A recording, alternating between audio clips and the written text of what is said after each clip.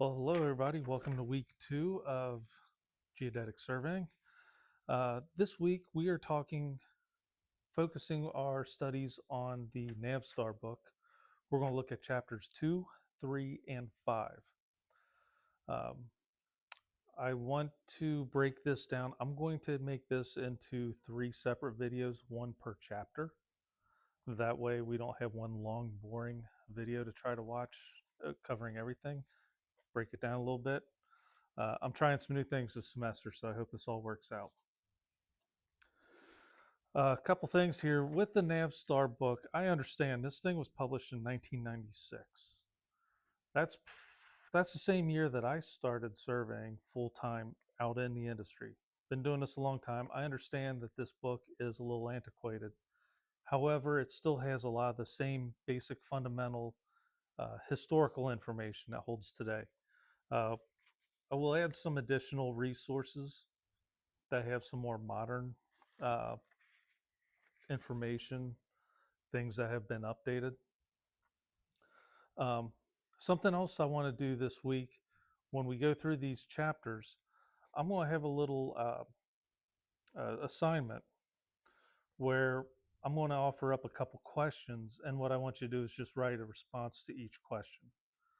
Probably just do this as like a Word doc. I'll put that out there. You take the Word doc, fill in with your answers, submit it back into Brightspace. Um, I have like 5 questions per chapter. I'll probably only going to do 2, maybe 3. Don't want this to be a lot of writing. Don't want this to be too big, too crazy. And I want you to keep your answers uh, surveyor technical. Don't have to get super technical. Don't keep it too simple. Survey terms are good for me. So what I want to do here first, I'm going to ask these questions out loud so you're at least thinking about them. Again, I'm going to say 4 questions. There's probably only going to be 2, maybe 3. Some things I want you to generally start looking at and thinking about. I got this thing moving and I didn't mean to. Okay. Technical difficulties. Thank you. I'm learning and I'm working with some new stuff here, trying some new things. So with chapter 2, general summary, I'm going to just kind of summarize this chapter. I'm not going to go through it in too great a detail because I want you to read it. It's something I want you to start thinking about here, or at least be aware of, and these are going to be some of the questions that you're going to see in discussion homework. One question: what is the difference between a GPS signal and a GPS code? Another question: why does GPS need at least 4 satellites instead of 3 to fix a position? What information must a GPS signal carrier carry so a receiver can compute distance? Why might survey grade receivers want multiple frequencies instead of one? So you're going to have a couple of those questions. That'll be the answers part of the homework for this week. I just want to throw them out there right now so it's kind of in your mind and thinking about.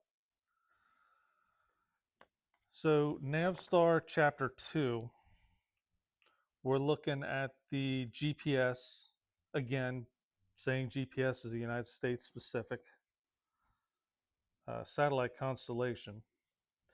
It is a passive satellite-based ranging system run by the Department of Defense, which I think today is called the Department of War. A GPS receiver measures distances, ranges to multiple satellites by timing how long the signal takes to arrive, when then computes 3D positions from the intersection of those ranged spheres. I wish this computer would not time out so fast.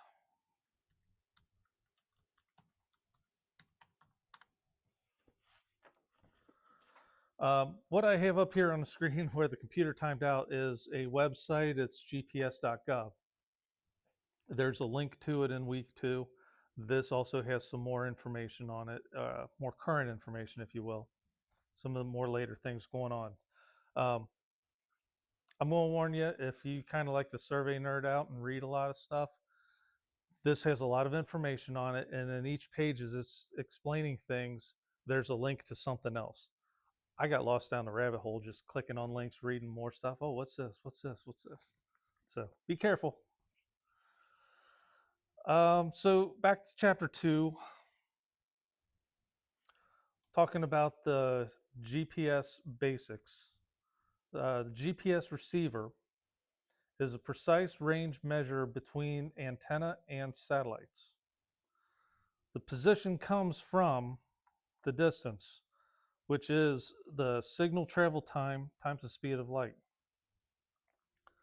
There's two main positioning modes: the absolute point positioning, which is a single receiver gives civil and military accuracies, typically tens of meters, not adequate for survey control. More likely the GPS in your car or on your phone.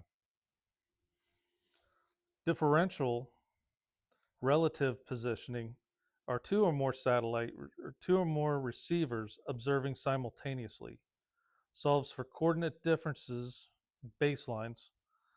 This is a survey grade mode. Operating and tracking modes. There's the code phase tracking, uses the CA or P code, which are meter level accuracies used for navigation and some hydrographic work. There's the carrier phase tracking, which uses the L1, L2, um, uh, oh goodness, the signals per this. Today, currently, we also have an L5. But these phases often offer centimeter or sub-centimeter level accuracy. This is good for geodetic and engineering surveys. We'll look at static and kinematic. Static receivers are stationary.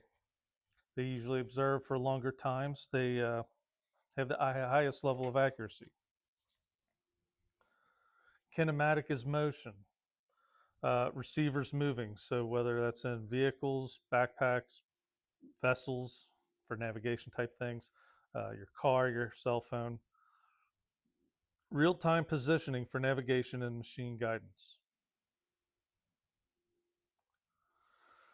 There's another part in here talking about the Navstar program, giving a little bit of a background, some history as to how GPS um, came to be what it is today.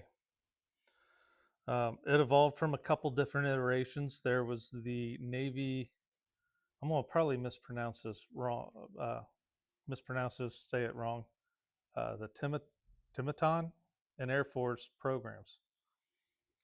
Transit was also an earlier satellite navigation system. Something with those two, I believe those were in a lower orbit than the current GPS satellites we have in space now.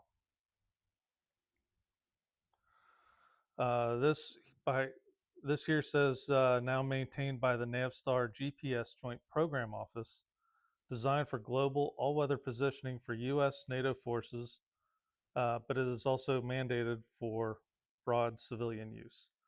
Um, Something in here that isn't talked about in this was at one time there was a thing called selective availability.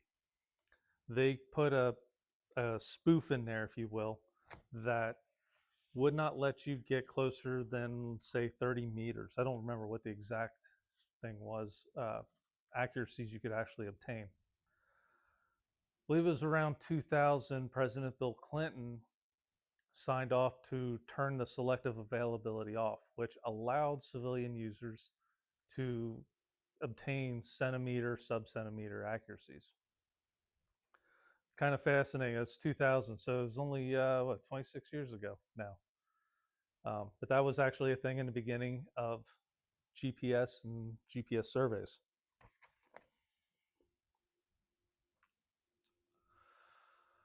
So in the system configuration, there are three segments. There's the space segment, the control segment, and the user segment. The and the website here, the link I gave you goes right to what is GPS and talks more in more depth about the space segment, control segment, and the user segment. Lots of information on there, lots of links. You can just dive right down them rabbit holes. Please read up, please look at this information. So the space segment at this time were 24 satellites in the constellation. They were at 6 orbital planes around 55-degree inclination and approximately a little over 20,000 kilometers altitude. So it had almost a 12-hour orbital period, meaning how long it took for each satellite to go around the Earth, and a geometry chosen to ensure at least 4 satellites were visible at all times worldwide. It's kind of fun to think about this too. When I first started using GPS, probably in the mid late 2000s and into 2010s, um, if we had 10 satellites, man, we thought it was great. Nowadays, you folks out there who are using GPS today, you see sometimes you have 20, almost 30 satellites. We have various other constellations from Russia, China, Japan, the European Union, India. Things are coming up online, and we're getting a lot more satellites that we see in our receivers. Um, this is also something to kind of think about, put in the back of your mind later, too, when we start looking at post processing information and how Opus works and other means that you can process. But thinking of Opus specifically, that uses currently only GPS satellites. Keep that in mind when you're out there field setup and you're like, man, this is awesome. I've got 20 satellites. This is great. Well, when you do your static processing, it's not going to use all of those. The control segment is there's master control station at Colorado Springs, plus a handful of other monitoring stations worldwide. Um, these track satellites, predict orbits, monitor clocks, upload ephemeris and clock corrections, and health data. So the ephemeris, probably wondering what exactly is that? That has to do with the clocks and the orbit. Um, those things are on a planned trajectory, if you will. Planned. This is where they believe they're going to be. When they actually receive the information from the satellites, that's where they pinpoint where those exactly were or how close they were to the planned trajectory. The precise ephemeris and things like that are something also, another keyword you're going to consider when you're looking at the Opus solutions when we get down the road there. The user segment, well, that's us. That's the surveyors here on the ground. That's all GPS receivers, military and civil, on land, sea, and air platforms. So surveying is a relatively small but critical subset. Per this also here, this talks of the broadcast frequencies. There are 2 L-band carriers. Currently, there are 3. Oh, Nikes, I did it again. Didn't mean to do that. Let's see, get you right about here. Stop. Okay, I gotta be careful with my hand gestures there, sorry. Per Navstar here, they're talking about there's 2 L-band carriers. There's an L1 and L2. Currently, what we have now is an L5, a third band. The L5 is more powerful. These L1 and L2 bands are fairly weak powered. And what this L5 does is send that signal out at a higher power. This kind of helps penetrate a little bit more adverse conditions. This helps eliminate multipath. I shouldn't say eliminate, but reduce multipath and other type obstructions.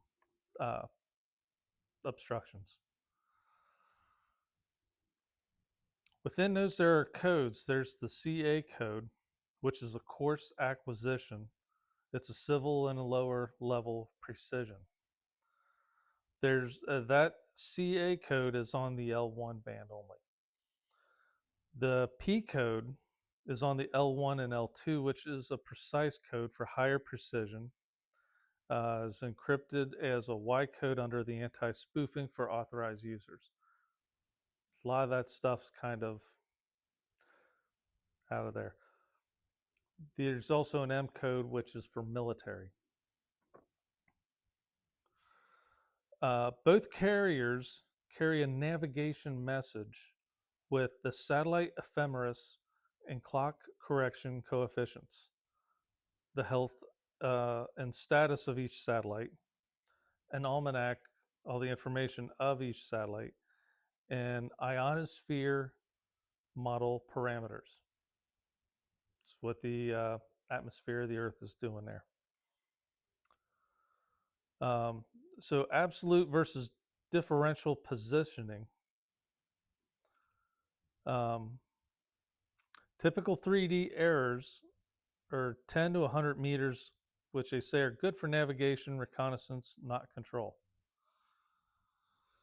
Definitely closer to the 10 meters is fine for reconnaissance and navigation, but further you get out of the way, closer to 100 meters, yeah, it's not going to be all that great. Um, the civil positioning historically degraded by selective availability, which I mentioned earlier. The DOTD, the Department of Defense at the time, required authorization for you to kind of get around that. I never used that sort of. I never had to work with the selective availability myself personally, so I don't know how that worked as far as getting authorization. That the selective availability, yeah, was turned off on May 1st, 2000 by President Clinton. Um, I believe a couple years after that, it was also enacted that the option to turn on or off selective availability was completely removed from building construction of future satellites. So that's not even an option anymore. Um, I also believe like the L5 and some of the military codes that are in there, they have a little bit more power and can kind of fend off GPS satellite jamming, signal jamming.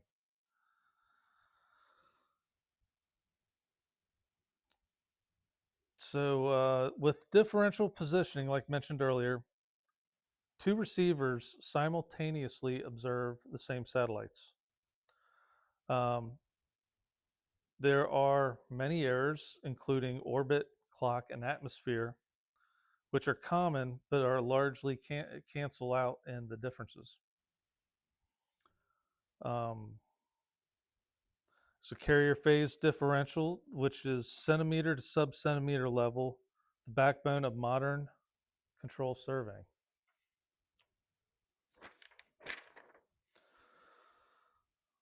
The CA and P codes use a BPSK, please don't ask what that stands for, modulation centered at the carrier.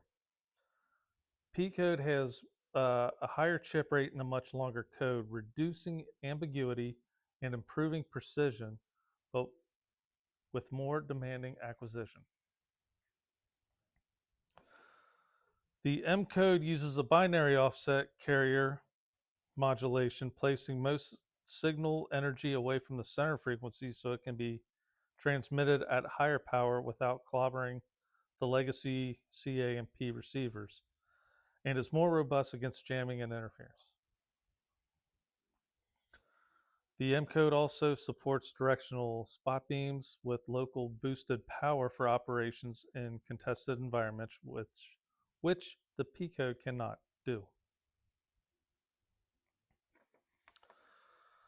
So per this here, security and modernization. The P adds anti-spoofing via encryption of the original P code, but still relies heavily on legacy architectures. The M code introduced a modernized security architecture, stronger encryption, and is designed from the ground up for jamming resistant, authenticated military point, so it is gradually superseding P.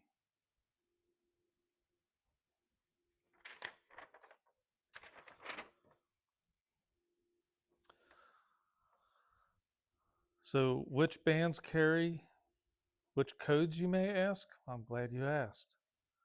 The L1 code carries the CA code, the Open Civilian code. It also carries the P code, which is encrypted, and it carries the M code, which is encrypted, and that's military.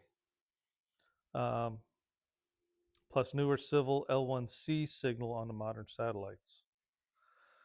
There's the L2, which carries the P code, the new L2C, um, and the M code. The L5, which is not listed in this Navstar, has come out since. Uh, the L5 civil signals only, excuse me, it's a signal only, designed as a high power, safety of life, and high precision civil signal. So that is what I have as far as a quick summary for chapter 2. Again, I did not want to make very long lectures. And again, we'll have a couple questions that I want you to answer for me. Again, I'll read through a couple of them real quick. Think about what is the difference between a GPS signal and a GPS code? Why does GPS need 4 satellites instead of 3 to fix a position? What information must a GPS signal carry so a receiver can compute a distance? And why might survey grade receivers want multiple frequencies instead of just one? I will have all of the questions and the discussions and the homework all together. They won't be broken down by chapter. Well, they'll be noted as chapter 2, chapter 3, chapter 5. They'll all be in one assignment, not multiple assignments. So that's all I have today for a quick rundown of chapter 2 of the Navstar GPS surveying book. Thank you. Good night.